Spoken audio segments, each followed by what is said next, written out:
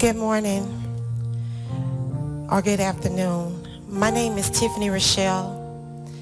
I'm from Houston, Texas. I am the mother of Jalen Randall that was also killed by an officer, Shane Prevette, by HPD. April the 27th, 2022. And my condolences go out to this mother. I'm here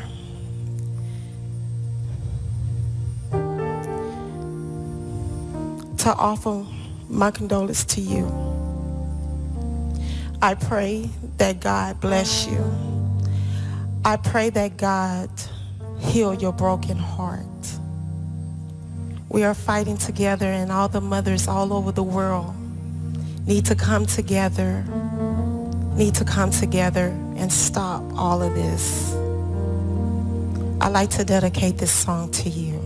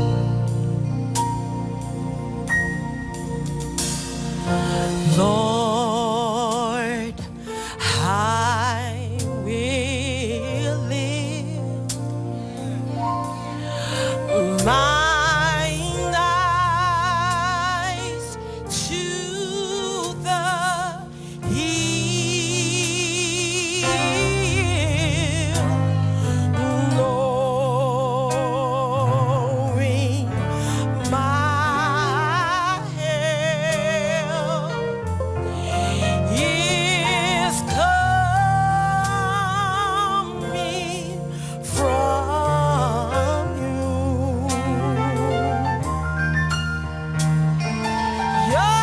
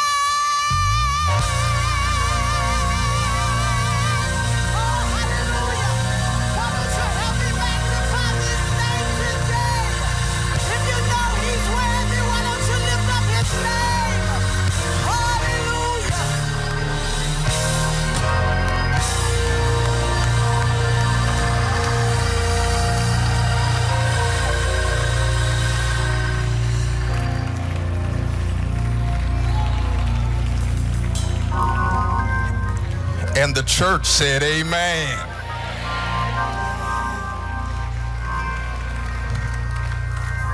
I want to invite you in these moments to silently read the obituary that is printed, and as well give your attention to the screens and receive this pictorial tribute.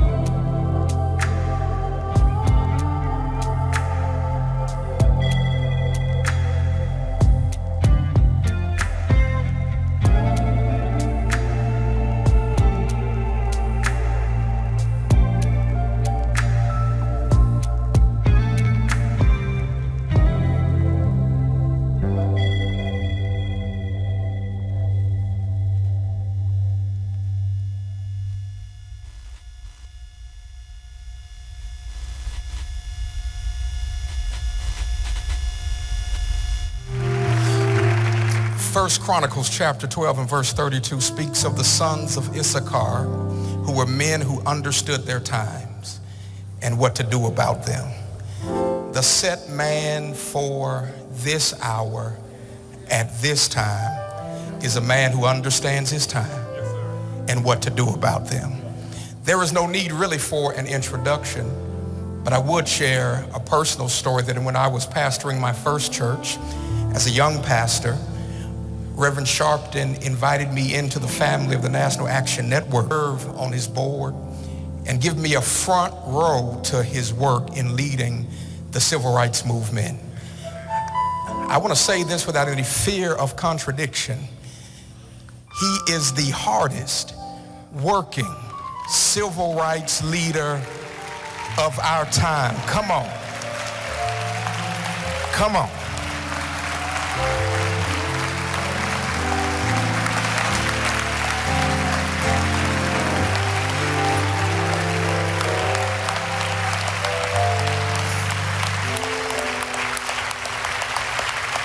I have watched him in these moments minister to families who are experiencing what Mr. and Mrs. Wells are dealing with now.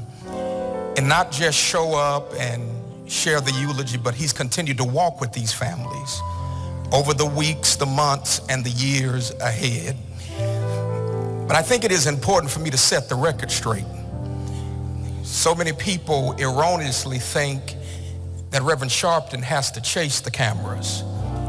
Let's be clear, he brings the cameras with him to shine a light on the injustice that's happening in our nation. And so we are blessed today as we celebrate the life of Tyre Nichols to hear a voice for our time. And I would that after the next selection by this celebration choir, that we would all stand to our feet and welcome the president of the National Action Network and our eulogist for this service, the Reverend Al Sharpton. Come on, put your hands together and receive the celebration choir.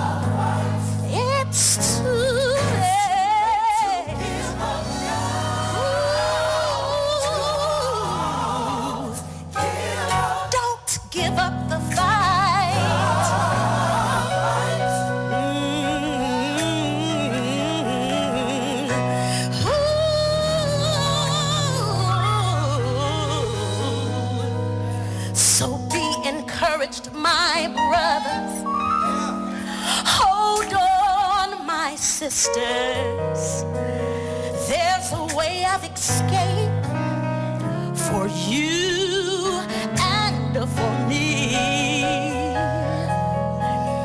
Be strong, stand on his word. God has promised to fight every one of your battles. So don't you give up the fight. It's too late.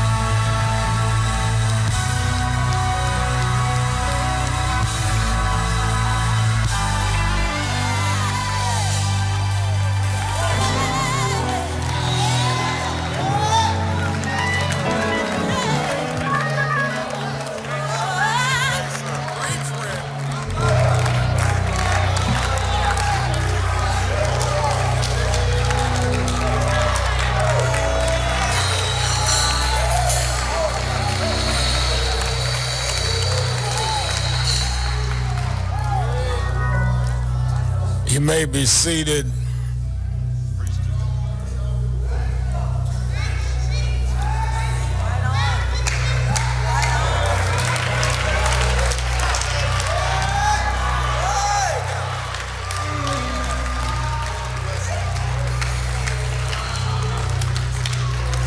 Giving honor to God, to our pastor, Reverend Jason Lawrence Turner, to all the clergy, our public officials, and to most of all the family of Tyre Nichols. Let me say that we're blessed to have a young pastor who has labored in social justice and prophetic vision.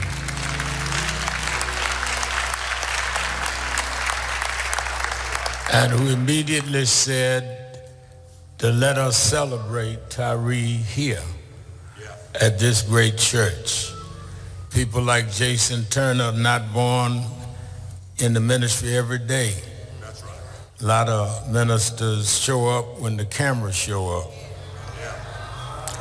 and leave when the cameras leave. That's right. But he's been with us in Nan for many years. That's right. And he's a great giant in his own right. Give a hand to Reverend Jason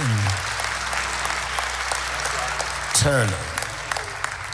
Let me also say that I want to recognize there are other families that have come from around the country that know what Mr. and Mrs. Wells is going through and all of the siblings. I want them to stand and be recognized because they know what it is to sit at a funeral like this. And I know the family of George Floyd is here. Stand up.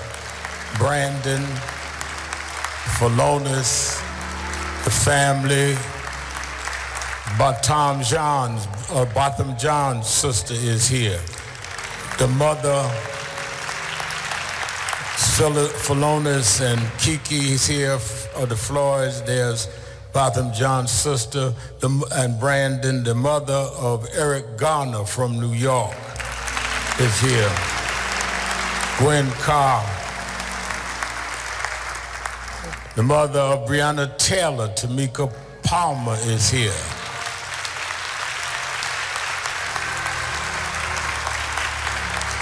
And there may be others that I did not have the note for. I want the family to know that they've come to be with you on this day from all over the country. That's right. And we thank from the White House, the president talked to the family, but sent a delegation led by the former mayor of Atlanta, who now is running policy and social engagement in the White House, Mayor Keisha Lance Bottoms.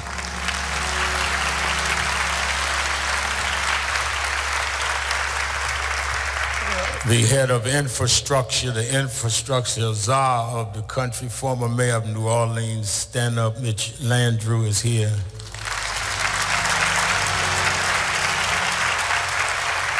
The fighting congresswoman from Houston, Texas, fighting for reparations in the Congress, Sheila Jackson Lee is here.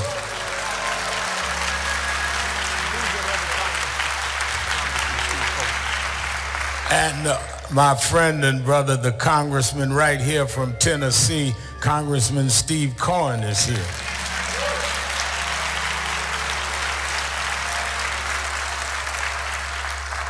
Many years ago, there was a controversy in California, and there was one that stood up for justice, and I watched them grow as they fought and took a balanced and principled stand, supporting what was right even when it wasn't popular.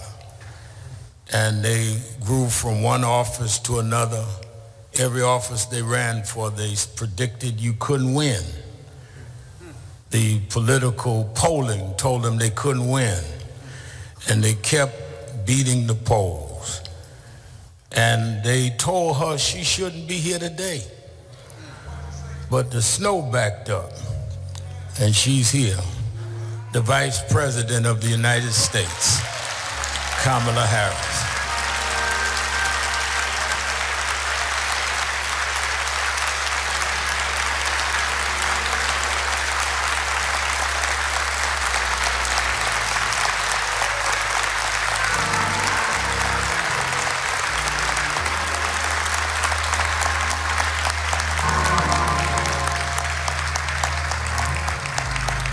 I was going to be polite about it, but since y'all stood up and clapped so long, wouldn't it be nice for her to share a few words with us? Come on up here so they can see you.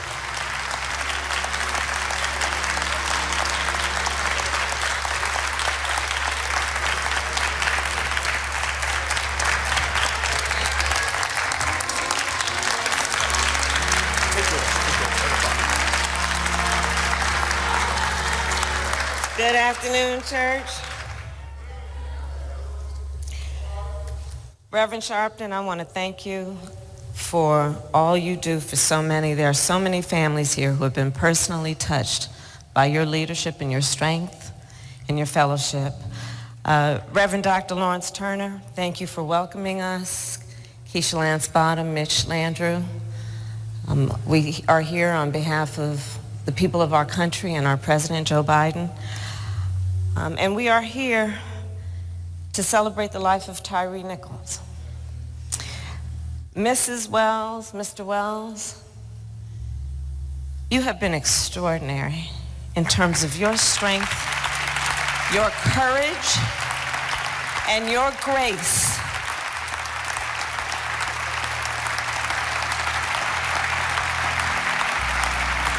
And we mourn with you.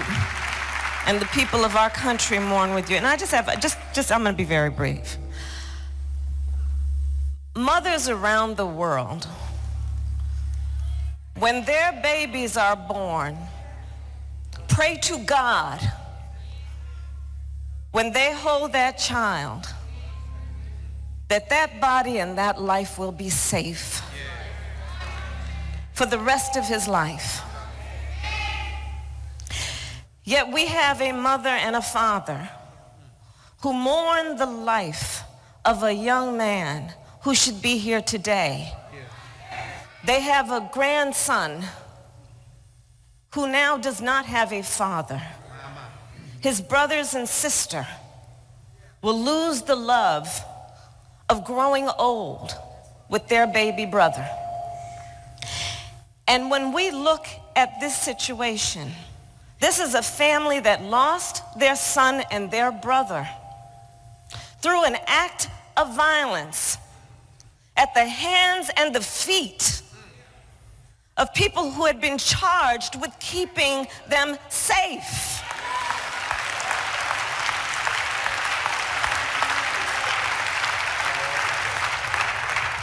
And when I think about the courage and the strength of this family, I think it demands that we speak truth. And with this, I will say, this violent act was not in pursuit of public safety. It was not in the interest of keeping the public safe, because one must ask, was not it in the interest of keeping the public safe that Tyre Nichols would be with us here today?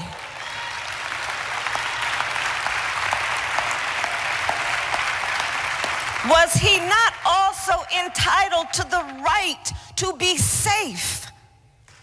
So when we talk about public safety, let us understand what it means in its truest form.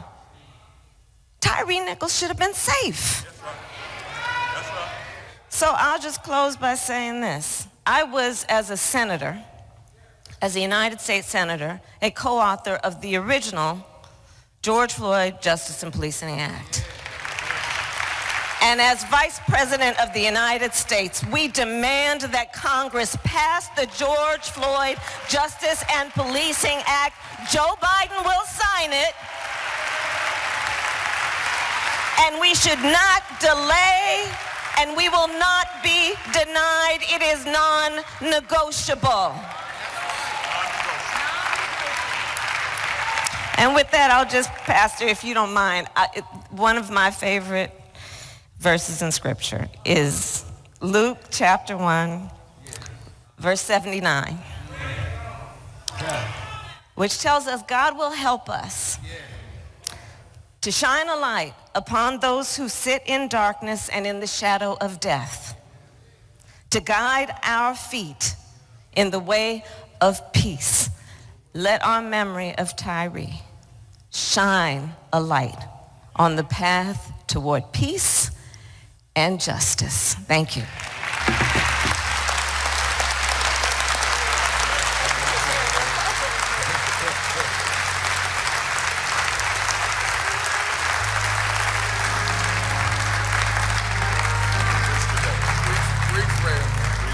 Vice President Kamala Harris.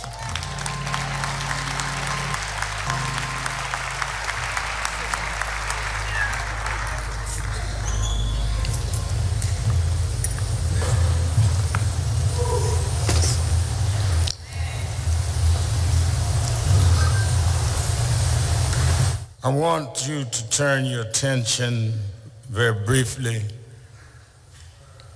to the 37th chapter of Genesis. It reads, so Joseph went after his brothers and found them near Dothan. But they saw him in the distance, and before he reached them, they plotted to kill him. Here comes that dreamer. They said to each other, come now, let's kill him and throw him into one of the cisterns and say that a ferocious animal has devoured him. May God add a blessing to the reading of his word.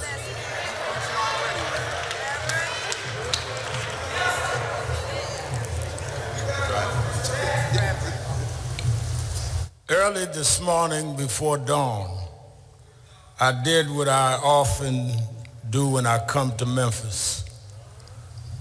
I went out to the Lorraine Motel. As a youngster, I joined SCLC, Operation Breadbasket. I had been a boy preacher in the Church of God in Christ, and my mother was concerned when I was 12 that I was getting too involved in looking at activism and Adam Clayton Powell and others. She took me to my bishop, Bishop F.D. Washington, who said, I know what to do with him, and he brought me to Reverend William Jones, who led Dr. King's organization in New York, and Reverend Jesse Jackson. And at 13, the year Dr. King died, I was 13 years old. I became youth director of the chapter in New York. So it was my growing up in the King movement in the North after his death that makes me come to the Lorraine Hotel and look at the spot that Dr. King died. This morning I took my youngest daughter Ashley with me. And in all of the ice, I told the story of how Dr. King had came to Memphis to fight for garbage workers, city employees that had no safety. 2 had been killed with a malfunction. And here we are, Ashley, 55 years later, looking at the balcony where Martin Luther King shed his blood for city workers, for black city workers, to be able to work in the police department, work in sanitation. And the reason why, Mr. and Mrs. Wells, what happened to Tyre is so personal to me is that 5 black men that wouldn't have had a job in the police department would not ever be thought of to be in an elite squad. In the city that Dr. King lost his life, not far away from that balcony, you beat a brother to death. There's nothing more insulting and offensive to those of us that fight to open doors, that you walk through those doors and act like the folks we had to fight for to get you through them doors.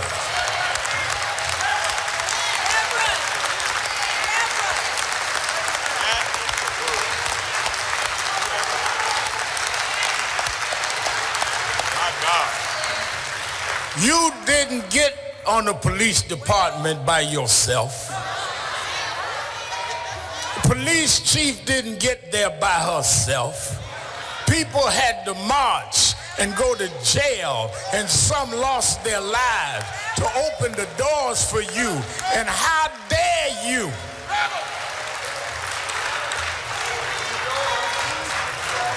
Act like that sacrifice was enough for nothing. You ain't in no New England state, you in Tennessee, where we had to fight for you. And you take that position and do what we saw, and then some of y'all got all this mess on social media. Let me tell you something. I don't know what you writing on social media. I know what I saw on the tape. And the tape speaks for itself. They never asked this man for his license. Never asked for the car registration. Snatched him out of the car and began beating him. Nobody mentioned nothing about no girlfriend. Nobody mentioned nothing about no man. They started beating an unarmed man.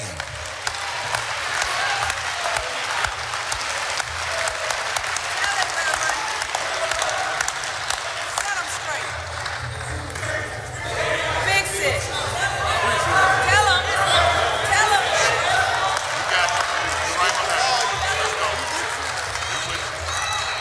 In the city that they slayed the dreamer,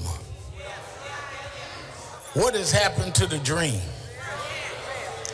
In the city where the dreamer laid down and shed his blood, you have the unmitigated gall to beat your brother, chase him down and beat him some more, call for backup, and they take 20 minutes.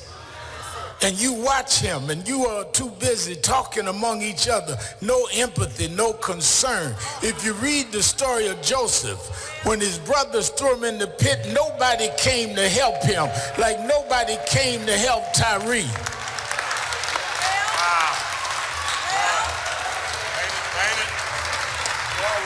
Waiting on ambulance service that didn't show up until it's too late. What will happen to his dream? What will happen? Well, we'll just tell them something else happened, but we are going to throw him in a pit. But I come to Memphis today to tell you the same mistake Joseph's brothers made is a mistake you made. You thought you threw Joseph in a pit. You thought you threw Dr. King's dream in a pit. But every time you throw something in a pit, God takes the pit and raises it up and changes the whole world.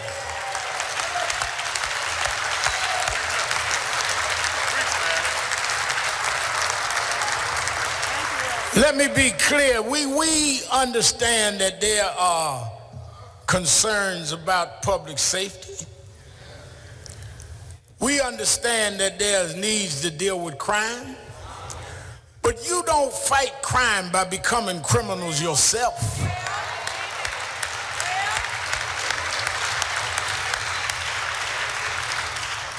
You don't stand up to thugs in the street becoming thugs yourself. You don't fight gangs by becoming 5 armed men against an unarmed man. That ain't the police, that's punks.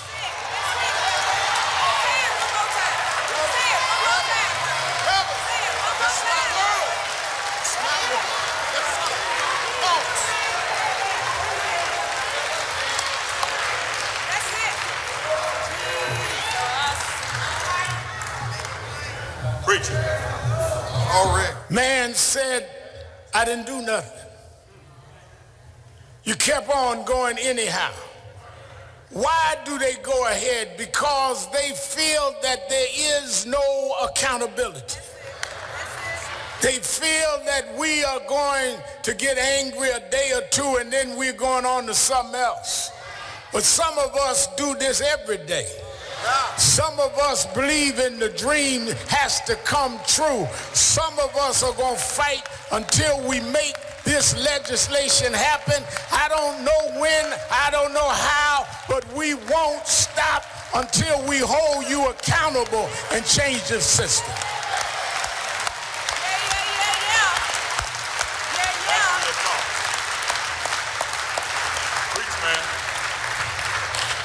Why do we want to see the George Floyd Justice in Policing Act passed? Because then you have to think twice before you beat Tyre Nichols. You think twice before you shoot at someone unarmed. You think twice before you chokehold Eric Garner. You think twice before you put your knee on Eric Garner's, on George Floyd's neck. Because if you don't have qualified immunity, your wife would be telling you before you leave home, behave yourself. Because we could lose the house. We could lose the car. Behave yourself. Because our savings can be gone. You want to be a tough guy? Well, let's get rid of qualified immunity and see if you learn the same manners you have on the white side of town, you'll have some manners on the black side of town. Yes, sir. Yes, sir. Well, Reverend Al, you don't understand. How are they going to keep crime down in the black community and at the same time not be tough and rough?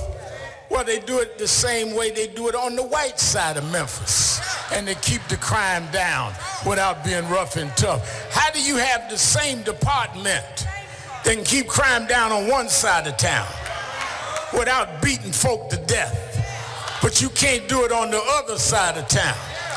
Unless you feel that you can get away with it there. I can't speak for everybody in Memphis. I can't speak for everybody gathering. But for me, I believe if that man had been white, you wouldn't have beat him like that night.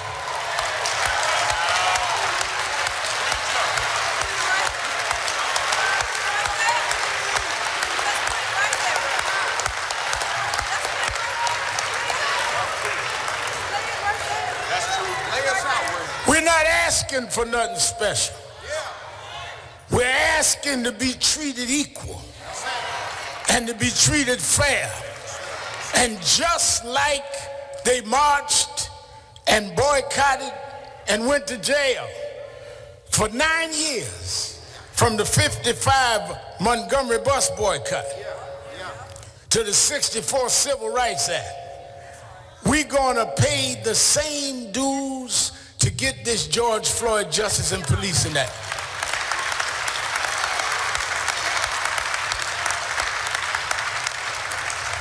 Reverend, how long? I don't know how long. They didn't know how long it would be when they boycotted in the 50s. It's not about a timetable. is that we cannot continue to live under these double standards and under these conditions.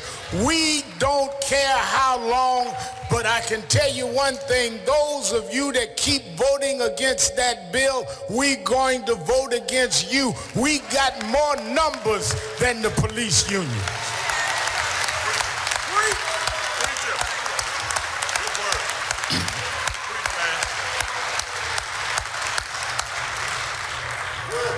I believe that God will do for us what we'll do for ourselves.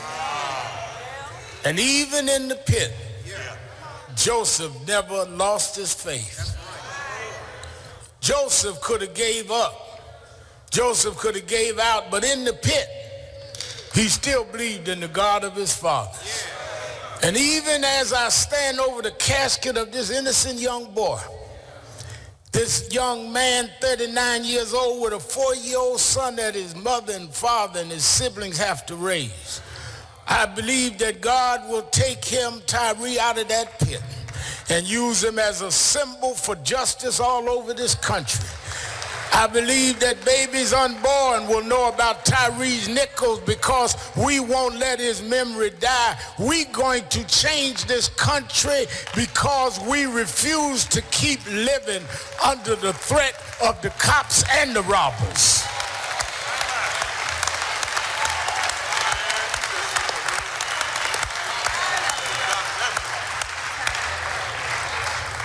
What touched me, I was raised by a single mother. Daddy left when I was 10. Mama raised my sister and I on welfare and food stamps. What touched me is when I heard him calling for his mother. Just like George Floyd is calling for his mother. Something you'd have to be a black man. That the only thing between you and disaster was your mother. To understand what calling for your mother means. Somewhere deep in my heart, I understood Tyre.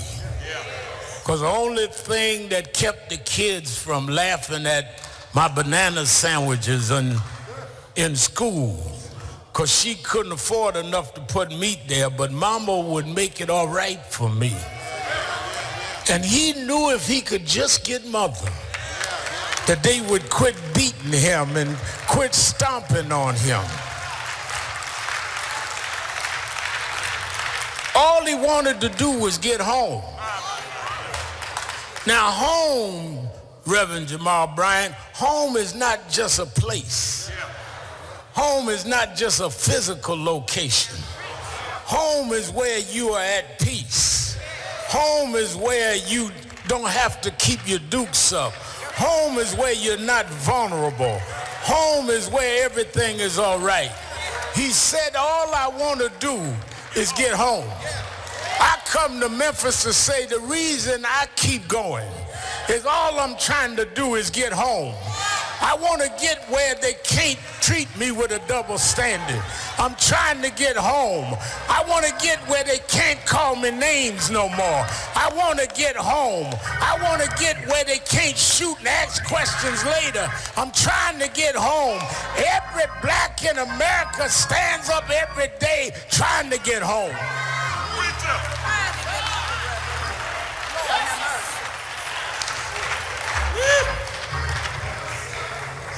Last night, we went to Mason Temple, Church of God in Christ. And the Wells family and Tyre's sisters and brothers stood there where Martin Luther King gave his last speech. They didn't know that night it was his speech for the last time. I was told by those that worked with King that raised me, and I recounted it with Mrs. King. I worked very closely with Martin III. We're going back to Washington August 26. during his father's March 60th anniversary. We're going to deal with Tyre and the rest of these issues. And they were told me that day, April 3rd, 1968, it was raining and storming. Dr. King said he didn't even feel like going to the rally. He had come to Memphis a week before to lead a march for the sanitation workers. And some provocateurs got at the end of the march.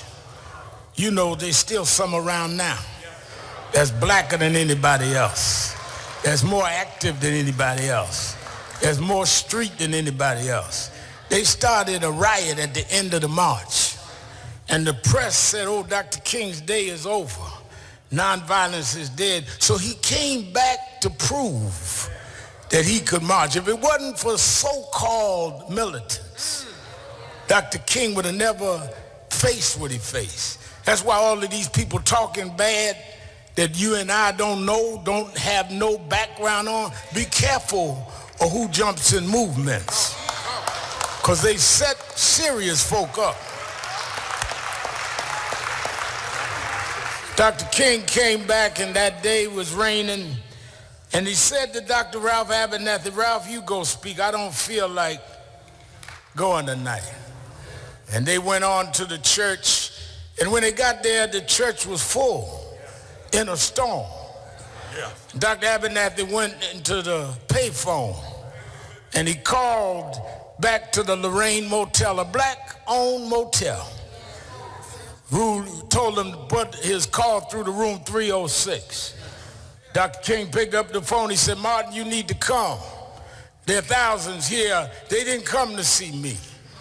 Dr. King got in the car by himself and rode over to Mason Temple, and he started speaking that night, and something came over him. He said that I don't fear any man. He said, God has allowed me to go to the mountaintop, and I've seen the promised land. And that's the last speech he gave right here in Memphis when he went to the mountaintop. I believe when he looked over, he could see a Barack Obama become president. I believe when he went to the mountaintop, he could look over and see a Kamala Harris sitting as vice president. I believe when he looked over from the mountaintop, he saw black police chiefs. He didn't expect you to disgrace him. He expected you to bring us on to the promised land. That's why I'm still marching. Yes, I got books out. Yes, I got a TV show, but I'm a mountain climber. I'm not going to stop till I get to the top of the mountain. You can call me names on right-wing television. I'm a mountain climber. I expect stumbles to come my way. I'm a mountain climber. You can disgrace me, you can discredit me, but I'm going to keep on climbing. I'm going to climb until Tyre Nichols gets justice. I'm going to climb until Eric Gardner gets justice. I'm going to climb until we change the laws. We're mountain climbers. We're not day traders. We're mountain climbers. And if God be for us, it's more than the whole world against us. He walks with me. He talks with me. He tells me that I'm his own. He's been food when I was hungry, water when I was thirsty. He's my rock. He's my rock. He's my rock. My sword and shield. My wheel in the middle of the wheel. Yes. Yes.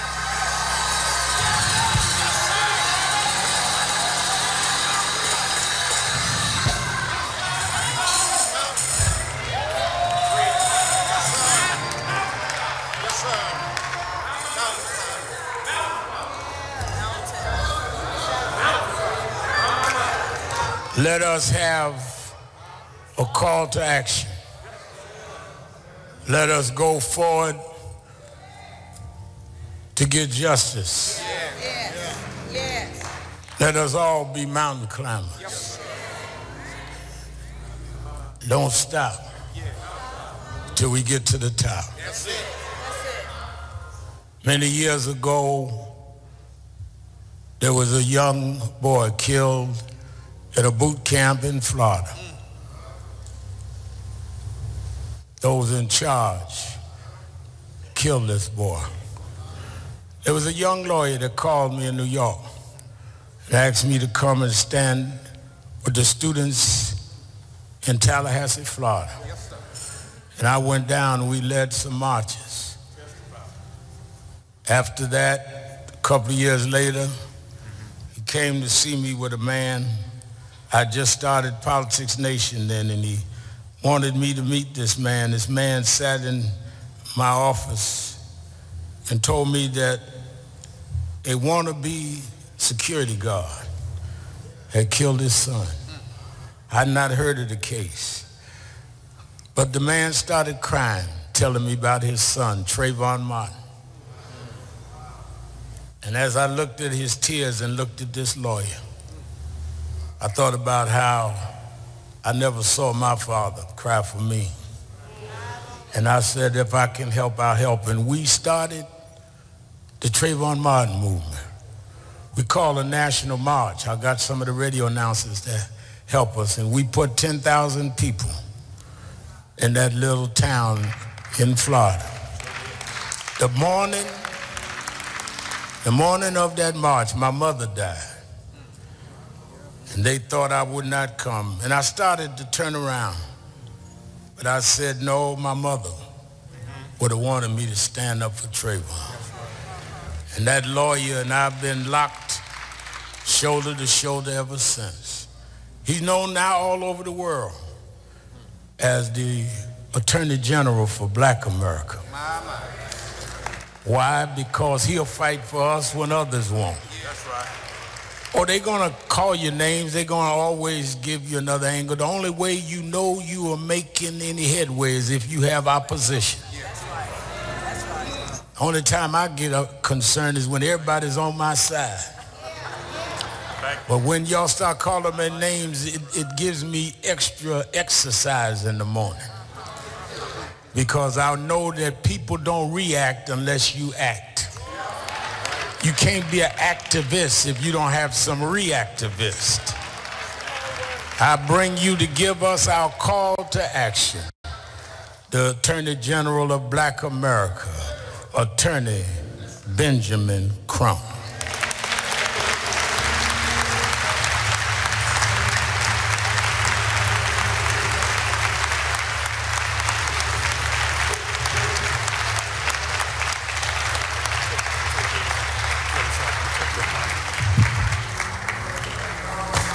Mountain climber. Y'all give it up for one of the greatest mountain climbers in America today, Reverend Al Sharpton, mountain climber.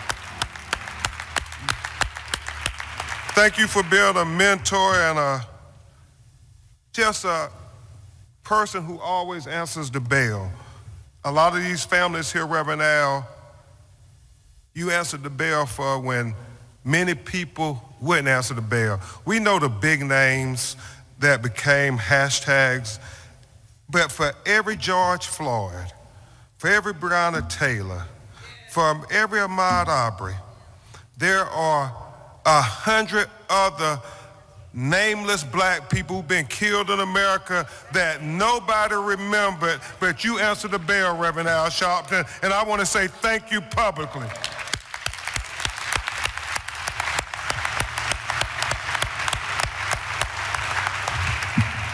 To Pastor Turner, thank you for allowing us in your cathedral. To all the other clergy, to Mayor Keisha Lance Bottom, we thank you for coming. To Congresswoman Sheila Jackson Lee, who told Rovon and Rodney that not only is she going to reintroduce the George Floyd Justice and Policing Act right after the State of the Union address, but she is also going to have a Tyre Nichols duty to intervene in that legislation. So thank you.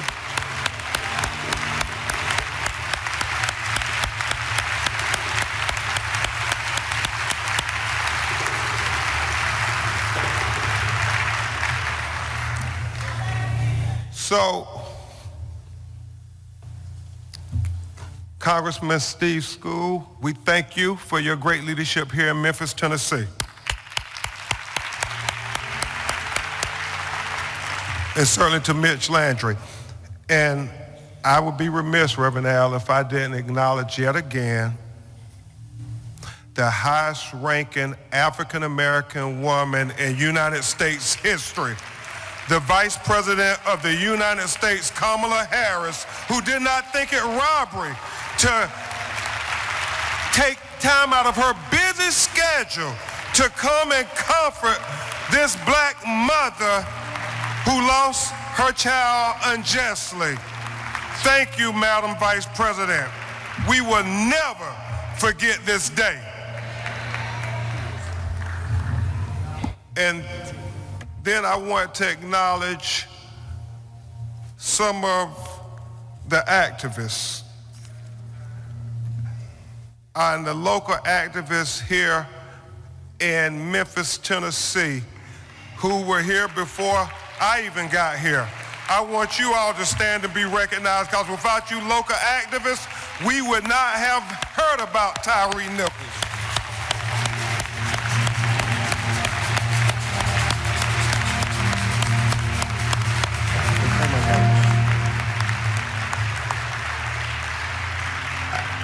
I had the activists' names written down, and I will thank them in my conversation if you hand that to Reverend Al. And I want to thank some of the national activists who didn't think it robbery to come. I know Tamika Mallory and my son, and also, thank you, Reverend Al. We got Casio Montez. We got Paula Barris. We got Hunter Dempster. We got Amber Sherman. We got L.J. Abraham. We got Frank Gotti. We got Pam Moses. We wouldn't be here without you activists, so thank you.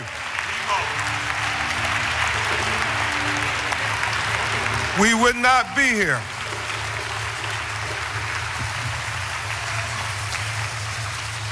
A lot of times we always acknowledge the people in the high positions, but it's the people who on the ground on the front line, like you taught me, Reverend Al, who make the difference. So let me, as constrained as I can, give the call to action. I do so on behalf of my co-counsels, Antonio Ramanucci, Ernestine Doris, Van Turner, the NAACP president, local here in Memphis, Attorney Chris O'Neill, Attorney Natalie Jackson, Attorney Sue Ann Robinson, our whole team, Kareem Ali. We are all in this together fighting for justice, for you, Marvin, for you, Mr. Rodney, fighting for justice. And so when we do the call to action, it really is a plea for justice. It is a plea for Tyre Nichols, the son. It is a plea for justice for Tyre Nichols, the brother. It is a plea for justice for Tyre Nichols, the father. But most of all, it is a plea for justice for Tyre Nichols, the human being. The human being.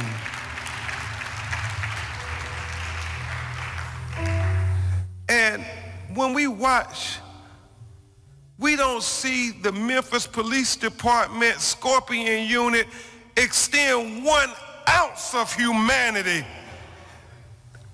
during that 1 hour and 7-minute video.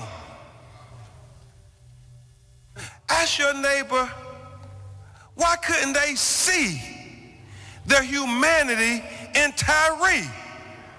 Turn to your neighbor and ask them that.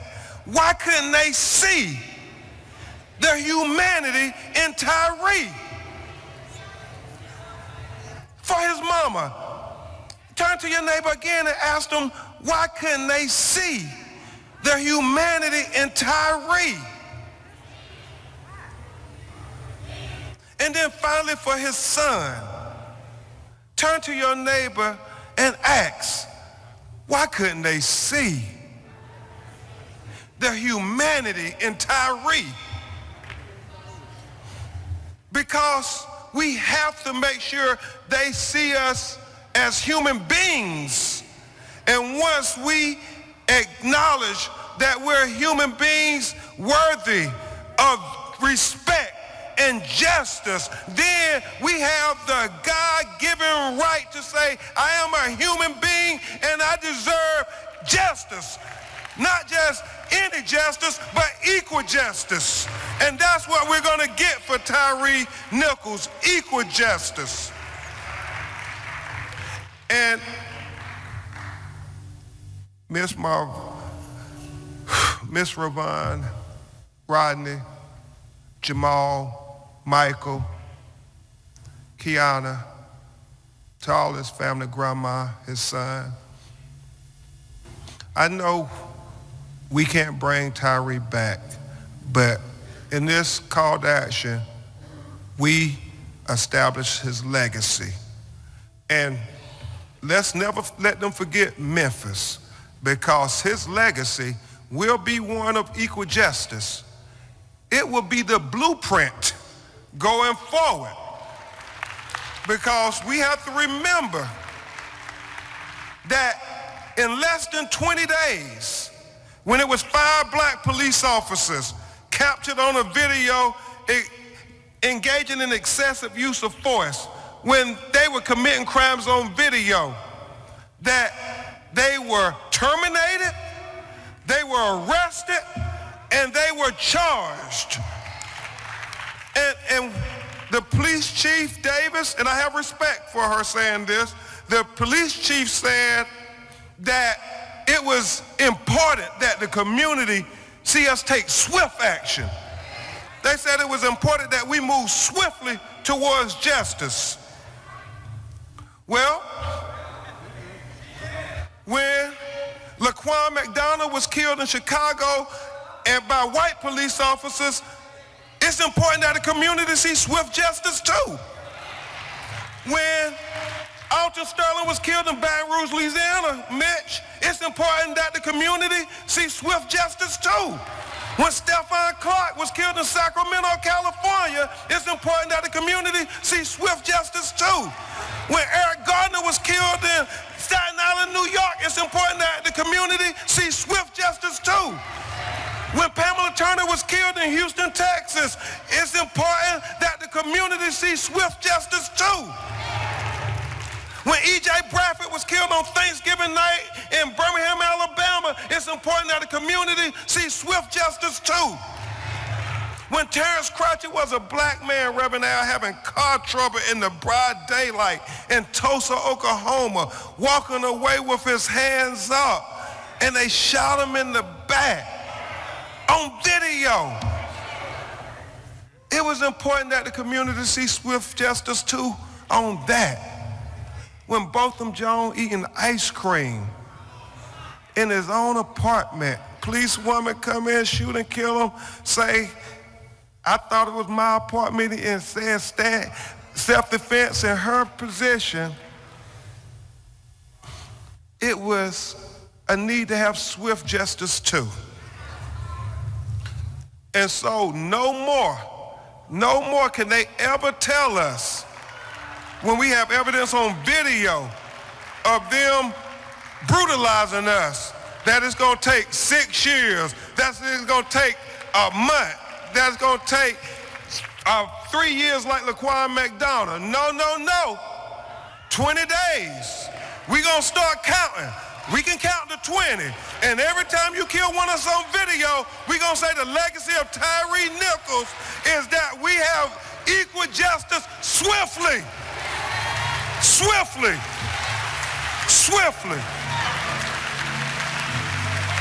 And so, Reverend Al, I would be remiss if I did not acknowledge a sister who also deserves swift justice, and that is Breonna Taylor, whose mother, Tamika Palmer, is here. And many of you may have heard about this coincidence that Breonna Taylor and Tyre Nichols were born on the same day and the same year, June 5th, 1993. So I want to acknowledge Tamika Palmer, and I know you said it brought back so many memories and pain when you found out it was the same birthday. So if you would stand, Tamika Palmer, let us at least acknowledge Breonna Taylor's mother.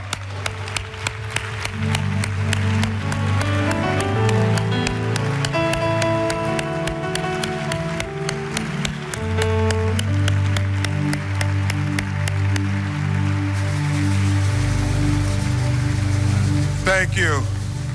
And now, Reverend Al, I guess we're going to hear a brief reflections from the family, and this is hard.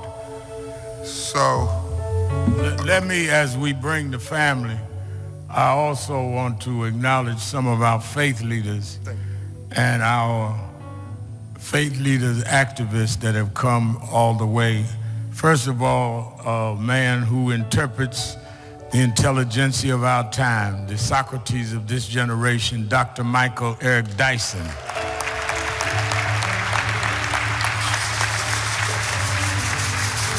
The pastor of New Birth Baptist Church of Atlanta, Georgia, Reverend Jamal Bryan is in the house. I'm sorry, Reverend Jamal Harrison Bryan.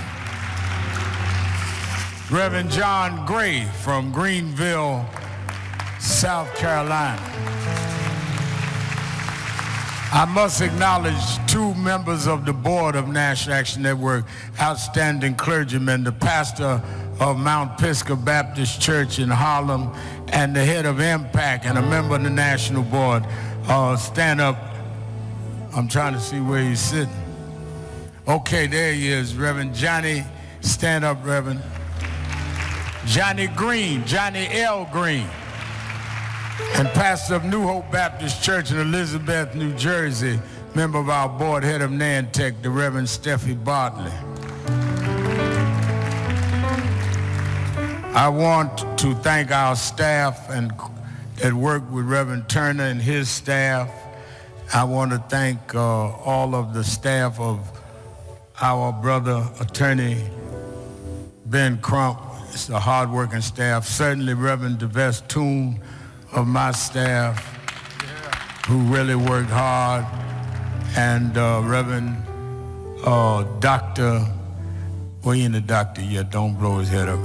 Reverend Stephen Marshall travels with me, and so many, Reverend Nelson Rivers of NAN staff that's been on this all week, and then probably the preeminent media expert in the country today, Rachel Nordlinger, who handled all media. And Damon Byam, who's been with me since he was a little boy. So I got to say this to everybody so I don't get thrown off the plane tonight.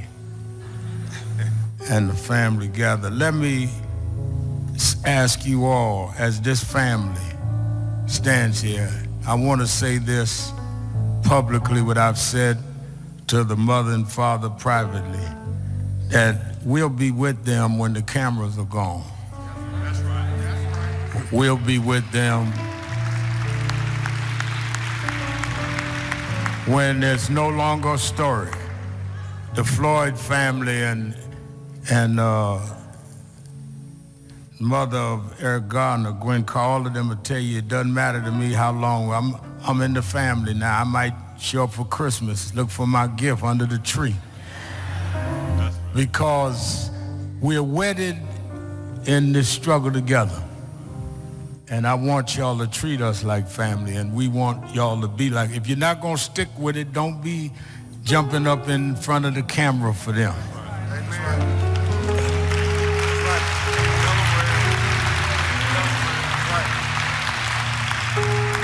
I know they done seen more of Tyre's best friends on TV that they didn't even know was his best friend. People hallucinating they knew Tyre. where you know something was Tyre and me. No, you just getting a cameo. That is wrong. Let us support this family and stand with this family. Mama wants to build a skating rink in his name. We're going to do that, but we also going to get some justice for Mama and for Daddy. Tyre was the kind of man would come home and eat lunch with his daddy, his stepdaddy, and they'd have dinner at night. This was a good man that didn't deserve this. And nobody deserves it, but he especially didn't deserve it. And to give you some of what he was about, we're going to hear from some of the members of his family. We're going to start with Kiana. Kiana's over here. Wait a minute, before you speak, I didn't give Kareem. Nobody worked harder than Kareem.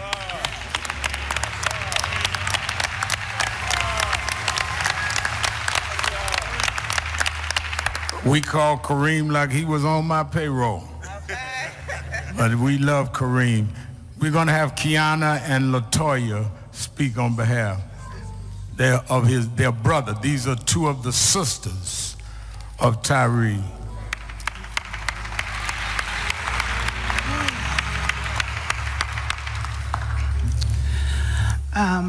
I'm going to take this time to just share some things that you guys may not know about my baby brother. It's very hard to stand here, so bear with me. Tyre was my baby brother. Him and I are 11 years apart. He was so special to me, and he loved me, and I loved him dearly. You know, being the oldest of three boys, I had to watch my brothers take them places that I probably didn't want to take them, watch them at times when I didn't want to watch them. But with Ty, I didn't mind. He never wanted anything but to watch cartoons and a big bowl of cereal. So it was pretty easy to watch him. On the night of January 7th, my brother was robbed of his life, his passions, and his talents, but not his light. When my mother called me and said my baby brother was gone, I lost my faith. I cried. I screamed at God, asking how could he let this happen?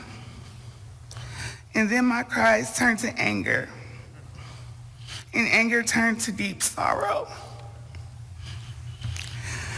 And a pain I never felt when those monsters murdered my baby brother. It left me completely heartbroken. I see the world showing him love and fighting for his justice. But all I want is my baby brother back. And even in his demise, he was still polite. He asked him to please stop. He was still the polite young man that he always was. He asked him to please stop. And they did it. And that's why my family will never be the same. And I will just always love my baby brother forever. Thank you.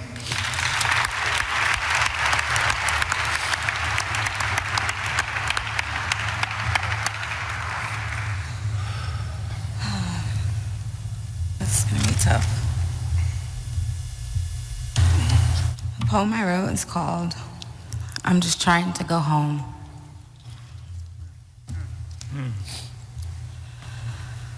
I'm just trying to go home. Is that too much to ask? I didn't break any laws along this path. I've skated across barriers designed to hold me back. I'm just trying to go home, where the love is loud and the smiles are warm, like the sunsets that come for me in the coldest of my storms. I'm just trying to go home, I hear the sirens. I see the flashing lights. The directions are clear. Black skin go left, blue skin go right. I'm just trying to go home. Don't I deserve to feel safe? Batons, badges, boots, bright lights against my face. I'm just trying to go home. Does anyone hear the pain in my cry? The struggle in my breath? God replied, "Come home, my son. Now you can rest."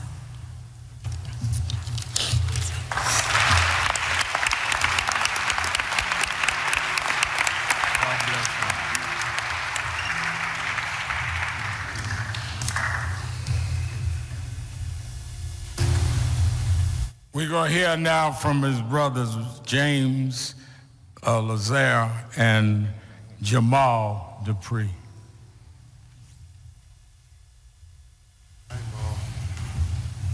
How you guys doing? So, I didn't plan to speak today, but as I was just sitting here watching everything, my brother was really robbed of his life. You know, my brother didn't live up to the normal black man hype. Basketball player, football player, rapper, none of that, right? He set his own path. You know, he made his own light. He's seen the world way different than I've ever seen it before. And when I sit here and look at the screens of the work that my brother has done, and from the vigils, from people talking to me about my brother, I learned so much about him. And I don't think people just tell me this or be telling me, but my brother really touched a lot of lives. He was a very solid individual. He was very peaceful. He was very respectful. And again, I've spent a lot of time away from my brother, and I wish that I haven't, because I want to know the person that everybody else knows. You know, and 5 officers made that happen to where I won't ever be able to do that. So just being here just sucks. But I'll never forget my brother.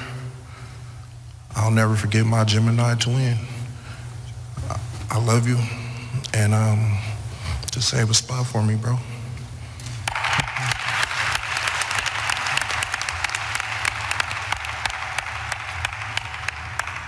Good evening. My name is James. My god brother is Tyre. It's not too much I could say that hasn't already been said about him from everybody. But I wanted to share y'all a story of how he got his name, though. My mom named him, my sister Toya said earlier before, my mom named him, which was, came from a movie called Silverado, one of the characters in it. And she liked that movie, but she wanted to name me that.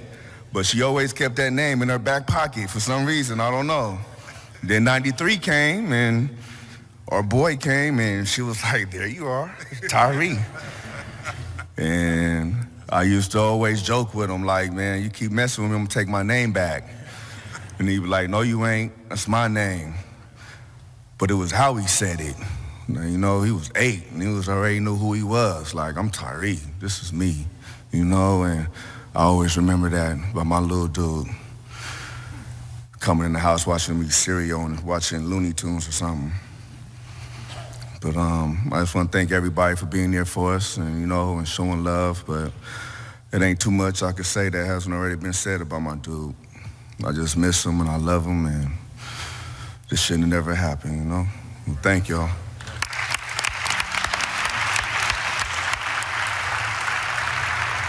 Let me, as I bring the parents, recognize for the parents you talked about a movie that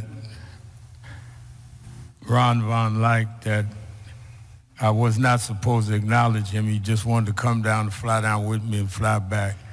But he's here with us and wants to do something around this. Oscar-winning director Spike Lee is in the house.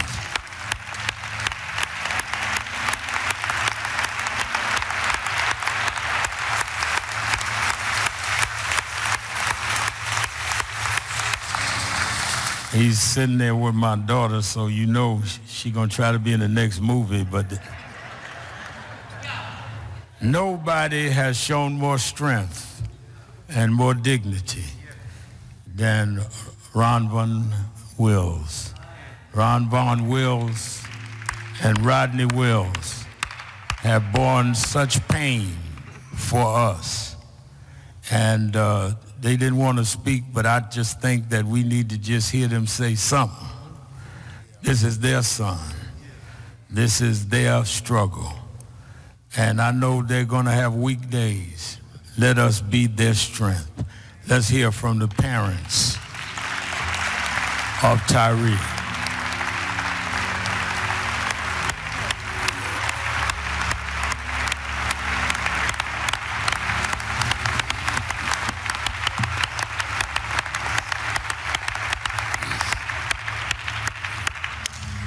I'd like to start by saying thank you for everybody's support. This has been a journey that's not going to end here. It's just the beginning. We're looking forward to passing some bills. We're looking forward to getting justice for all the families over there, not just ours. This is a continuous fight that we have to fight for. That's right. We have to fight for justice. Yeah. We cannot continue to let these people brutalize our kids. That's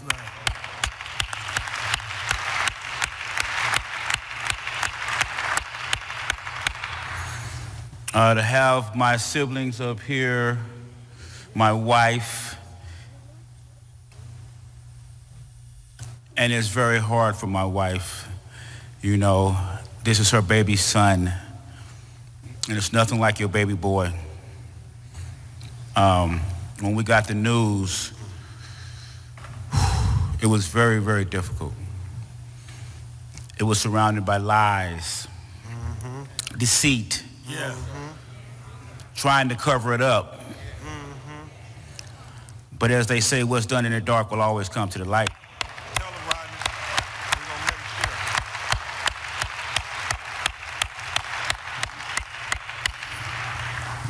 sure. And the light of day is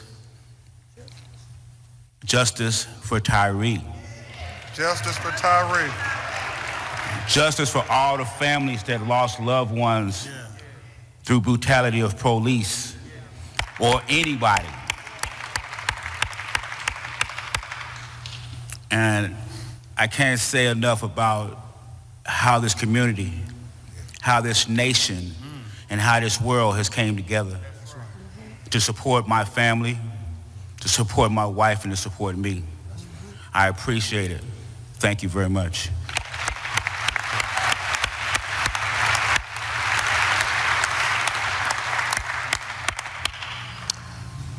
Good afternoon. First of all, I want to thank each and every one of you for coming out to pay tribute to my son.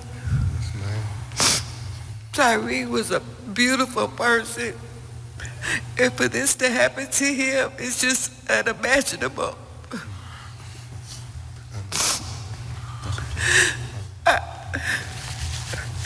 I promise you the only thing that's keeping me going is the fact that I really truly believe my son was sent here on an assignment from God.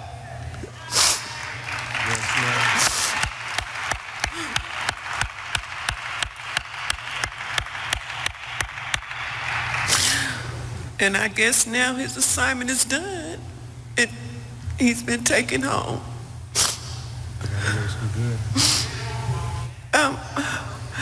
I want to thank, yes,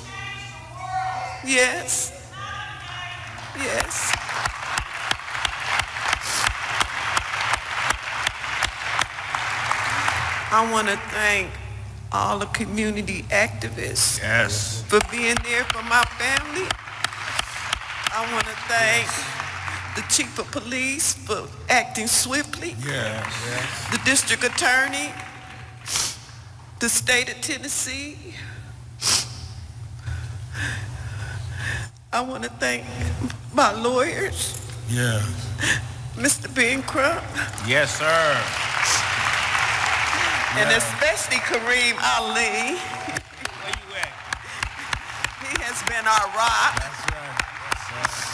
He has been our rock. Amen. Some good gonna come from this. I just need whatever that George Floyd bill we need it passed. Yeah. Yeah.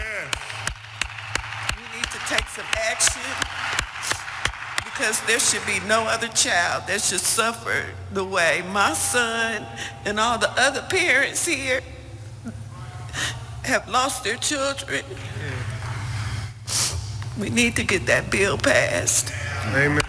Because if we don't, that blood, the next child that dies, that blood is going to be on their hands. Yeah. Yeah. Thank you.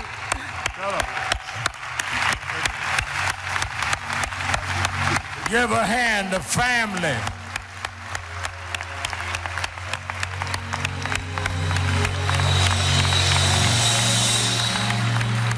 Give a hand to the family.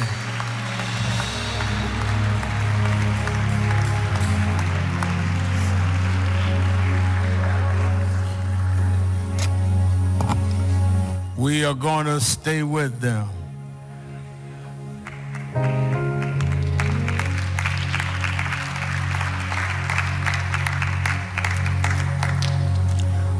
We're going to do the processional. Before we do, we're going to have 2-minute words of comfort. It's 1 minute, 1 minute, because the family has to move out. And y'all know I do a show called Politics Nation. But if y'all go over a minute, I'm going to do the Gong Show in here today. Words of comfort. We already did the eulogy and the call to action. So let's act orderly so we can move the family forward as they request. Let me bring Reverend Dr. Earl Fisher of Abyssinian Baptist Church, followed by Reverend Rodney Woodley and Reverend Bishop Marvin Thomas of the First Episcopal District, and then Bishop Brandon Porter, Secretary of the General Board of the Church of God in Christ. Won't y'all come in that order quickly? Y'all come together. This way we one right after another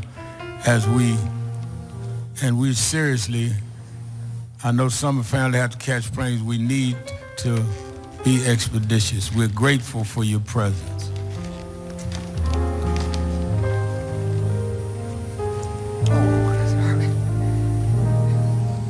Protocol has been established to this family. When I say his name, say Tyre. Say his name. Say his name. That's some Africana ways of knowing. Our elders and ancestors would say, as long as you say someone's name, they shall never die.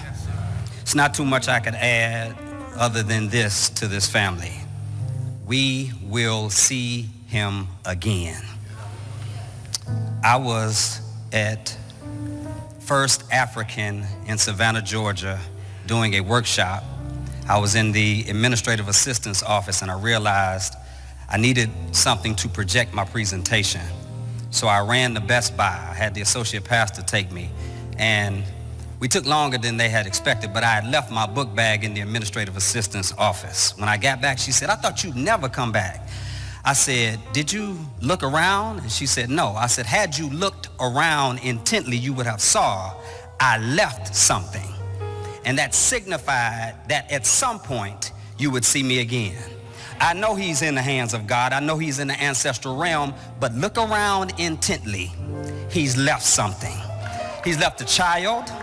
He's left brothers and sisters. He's left a mother and a father. He's left activists and organizers and community members. And I believe every time we raise our voice for love and justice and power, we will see Tyre again. May the family find comfort in these words.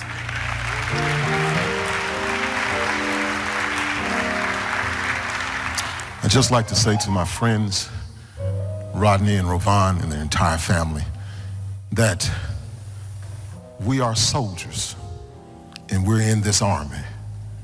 We're fighting a fight that seems oftentimes unwinnable.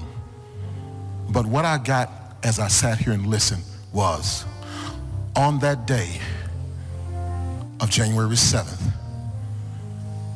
Tyre got drafted unknowingly into a service as a secret agent. He was drafted as a secret agent for a secret mission that he had no idea that he had been drafted for. But just like any soldier, before they go off to war, to do battle, they want to go and do something that they love. So he went away to take some pictures. But on his way home, the battle was already afoot. So understand this, that just because it looks like he lost the battle, the war will be won. Because I heard this statement, and I'll keep it clear. Wars come and go, but soldiers are eternal. God bless you.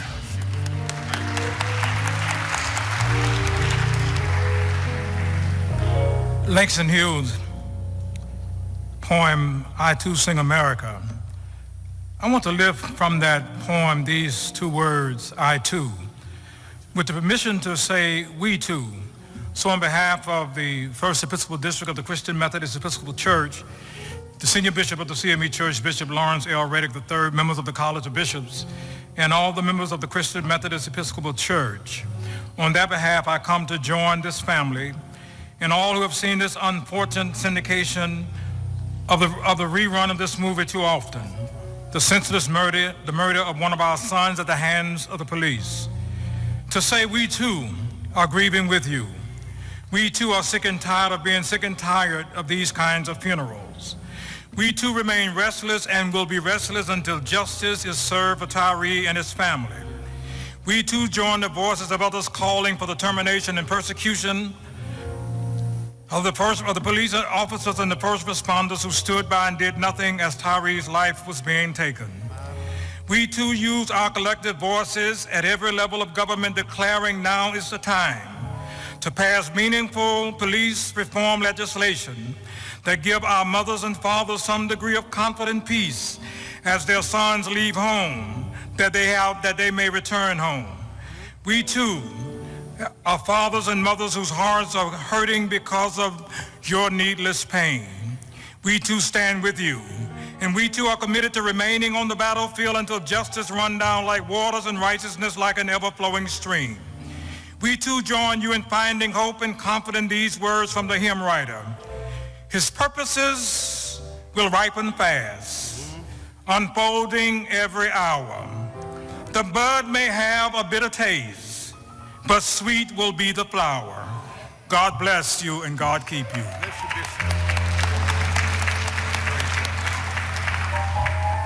Greetings to you and thank you for allowing us this space, and certainly to Madam Vice President, Dr. Sharpton, and Attorney Crump and this host pastor. You've been incredible. To this family, and especially to this mother and father who's calmed the beast in America, thank you so very much. There's a passage of scripture that says in 1 Thessalonians 5:18, forgive my voice, I've gotten over COVID, but I'm good. In everything give thanks, for this is the will of God in Christ Jesus concerning you. Here's what you must know. Mother Wells, you said something incredible, that there's a reason for your son's death. I've never seen a tree eat its own fruit. In other words, your gift must be for somebody else. And you're the tree that bore this amazing fruit. We've all been touched by the truth of Tyre's life. Going through life, there's a word that's mystery, then there's another word called Mr. Run. One is to have truth hidden like we've had during this episode. But then another is Mr. Run, to have truth revealed. The four Gospels, Matthew, Mark, Luke, and John, then they're the synoptic Gospels because they're similar. It's kind of like this. There were some body cameras that malfunctioned, but there was another camera called the Sky Cop that caught the view. In other words, when one witness at a scene doesn't see everything, because one witness saw it was a Chevy, the next witness says that I saw the license plate. The next witness says I didn't see what kind of car it was or the license plate, but I saw an accident. I don't care what you summarize, we still saw brutality. We saw an offense, and that is something that has been revealed. I want to encourage you to know that even suffering has a point to it. Jesus had a crown of thorns, but guess what? A thorn has a point to it. Mother, you're right. There is a reason for this. And as the old folks say, we'll understand it better by and by. Justice for Tyre. Justice for Tyre. One final moment, point of privilege that Al Sharpton has given me. I represent the Church of God in Christ, our presiding bishop. Thank you for coming to Mason Temple. It was epic. Our presiding bishop, Bishop J. Drew Sheard, who could not be here, he's in Detroit, but Bishop Aladale Thomas Jr., who came all the way from Houston just to be here, one of our leading bishops in Kojic, is going to read a statement from he and his wife, Lady Karen Clark Sheard. Will you hear this statement? And we've only had 45 seconds apiece. Amen. Blessings to you. God bless you. I love you. And I heard a voice from heaven saying unto me, Write, blessed are the dead which dieth in the Lord.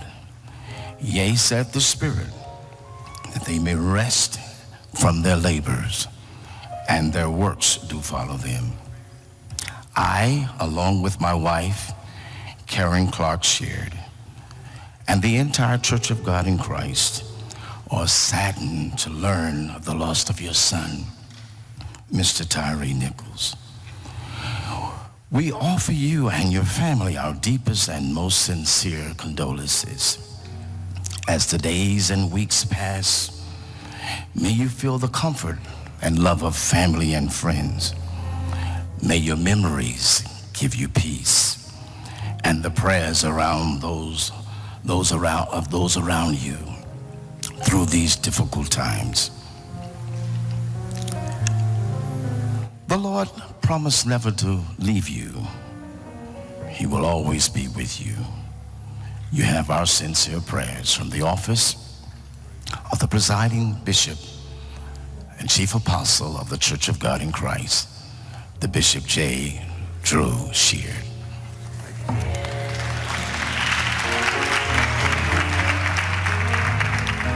As we prepare to go down from this place, I need us to thank God for all of these women and men of God from the city of Memphis, Tennessee, all the pastors from Memphis, Tennessee, who are here today to be in solidarity with this family. Will you please stand to your feet? 1, 2. Thank you. Let us also thank Reverend Stevenson from the CME Church that we've been having the press conferences at his church. Give Reverend Stevenson a hand. Thomas? It's Kenneth Thomas. Oh, Kenneth Thomas. Thank you so much. And then I want to ask all the pastors who have flown in from around the country to be here on today. Will you stand quickly? We want to acknowledge you and thank you for your solidarity and your presence on today. Thank you. Please be seated. I want the directors from MJ Edwards to come forward now. And I want everybody to remain in place until the family has recessed from the sanctuary. But at this time, I want to pronounce the committal.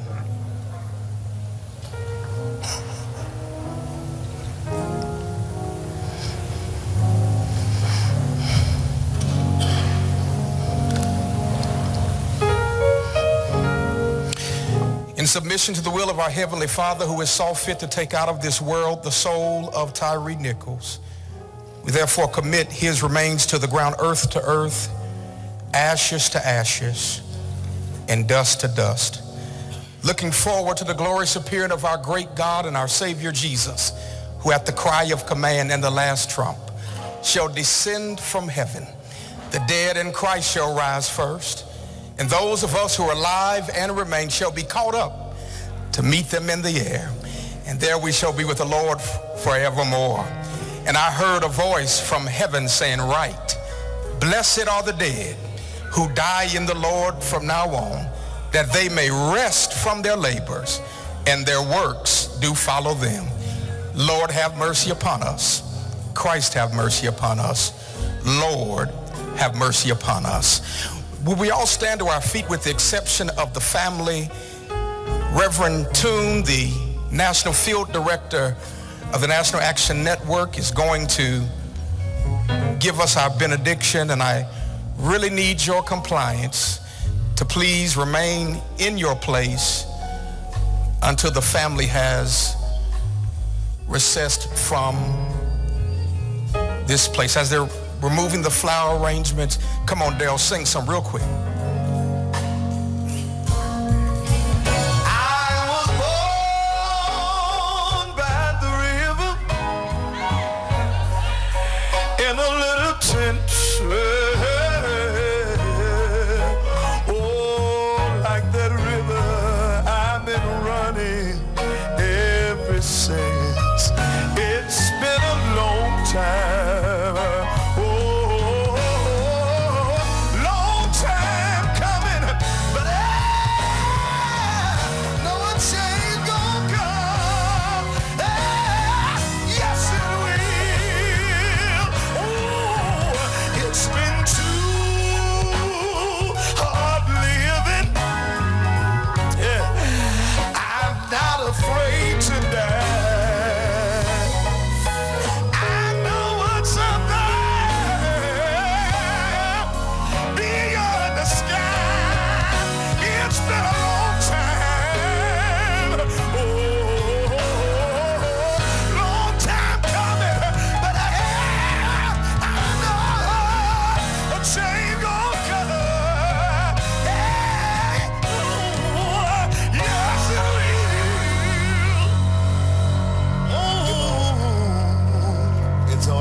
Minds are clear. If all hearts and minds are clear. All those who came to support this family, and if you love Tyre, say his name. I need y'all to do me one favor. All those who love Tyre and love this family, you need to remain in place, please, so they can usher the family out. So we need all of the police remain in place so we can get this family to where they need to be. Is that all right? Are we going to cooperate? Let's pray. God, we say thank you again for just another day's journey. For you're giving all of us something that none of us earned nor deserve. Somehow you look beyond our faults and yet supply our needs. Now, God, as we leave this place, but never from thy presence, give us traveling mercy. Some going north, some headed south, some going east, some going west. Give us travel and mercy as when we get to our final destination, we'll find that all is well. Those who believe say amen. Those who believe say amen again. Say amen one more time. Please remain in place so we can escort the family out. Please remain in place.